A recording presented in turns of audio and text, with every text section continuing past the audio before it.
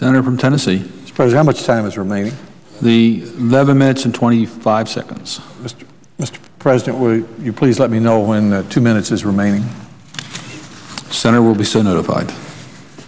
Mr. President, I thank the senator from South Dakota for his eloquent remarks. He phrased the question exactly. The question before this body, upon which we're going to be casting 2 votes within a few minutes, is this: will we or will we not stop spending money that we don't have? May I repeat? The question is, will we or will we not stop spending money that we don't have? Do we have the courage and the common sense and the sense of responsibility to make difficult decisions for the future of our country when it comes to spending and debt? Let's look at the facts. The federal government this year is collecting $2.2 trillion. That's what's coming in, and spending $3.7 trillion. We're collecting $2.2 trillion in revenue, and we're spending $3.7 in revenue. That's a fact.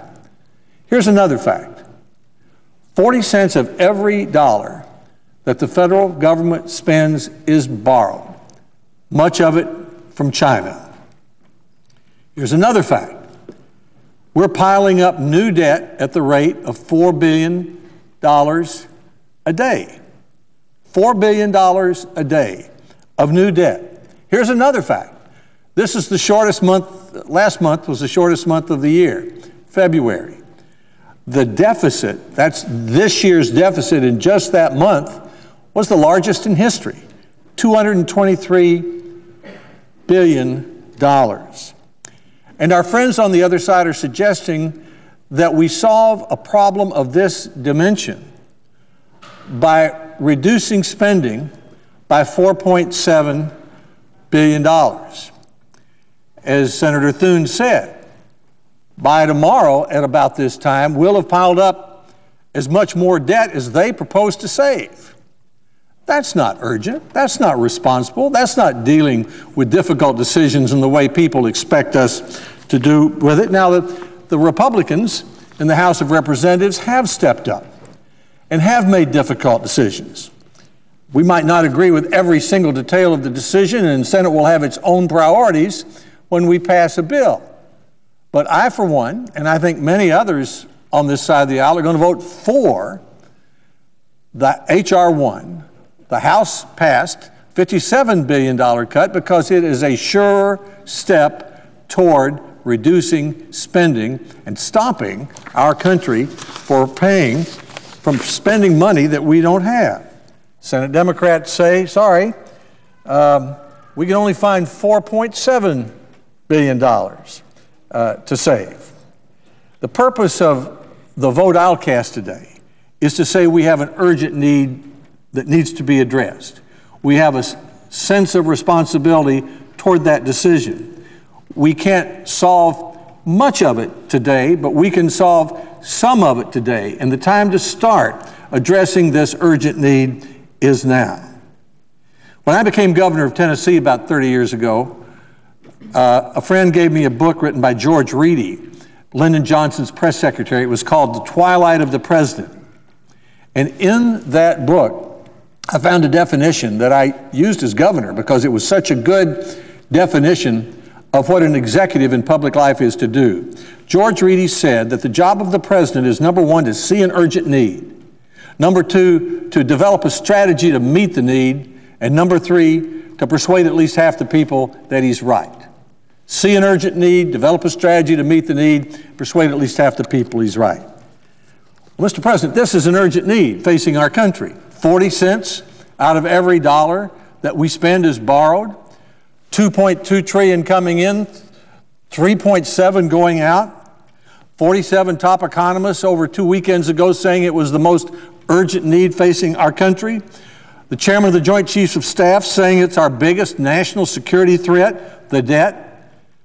As Senator Thune said, debt costs jobs. Economists tell us that debt at this level costs us about 1 million jobs a year.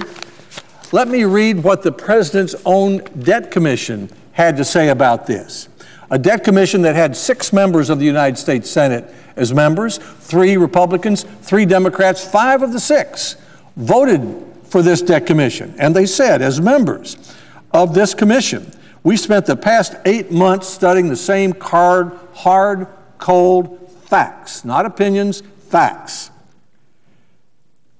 Together we have reached these unavoidable conclusions. The problem is real. The solution will be painful. There's no easy way out. Everything must be on the table, and Washington must lead. That is President Obama's debt commission.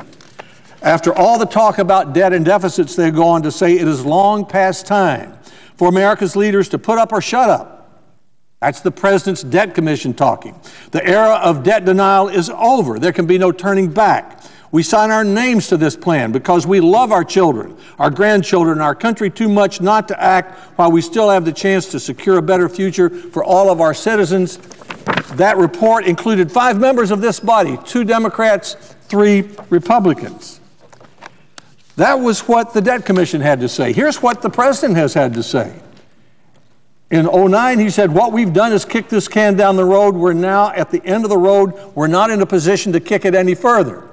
And we could only find $4 billion to save. President Obama said in last year, I hope some of the folks who are hollering about deficits and debt step up because I'm calling their bluff. And we can only save $4 billion. My administration is going to seek to work with Congress to execute serious entitlement reform. And then as Senator, the president said, increasing America's debt weakens us domestically, weakens us internationally. Leadership means the buck stops here. Instead, Washington is shifting the burden of bad choices today onto the backs of our children and grandchildren. America has a debt problem and a failure of leadership. I asked Mr. President, where is the President of the United States in this debate? Where is the President of the United States? His debt commission came out months ago, recommended $4 trillion in savings. No support from the president. The president made an eloquent State of the Union address. I sat on the front row, applauded many times. No sense of urgency about the federal debt. The president offered his budget a few weeks ago. No plan for reducing the federal debt. And now we're taking step number 1, which is to work on the discretionary part of the budget, only about 12% of the budget. The House is willing to take difficult steps. The Democratic majority says we can only find an amount that equals the debt we're piling up in one 24-hour period, and the president is missing in action. Mr. President, I respectfully say that is not leadership.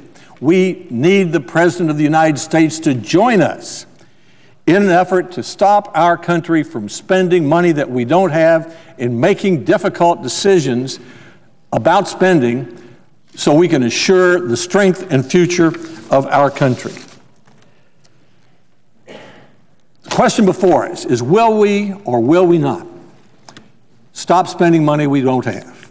Will we or will we not make the difficult decisions that it takes to reduce spending so that our country will be strong for the future?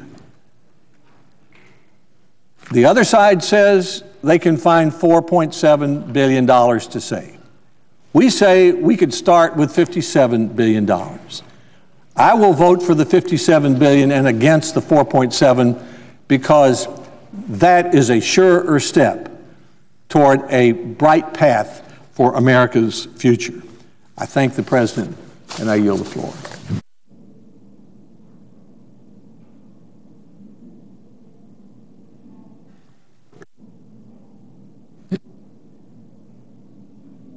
Gentlemen, yield back all remaining time.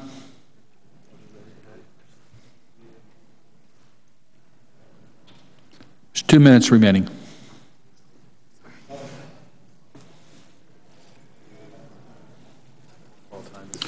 All time is yielded back. Under the previous order, the question is to pass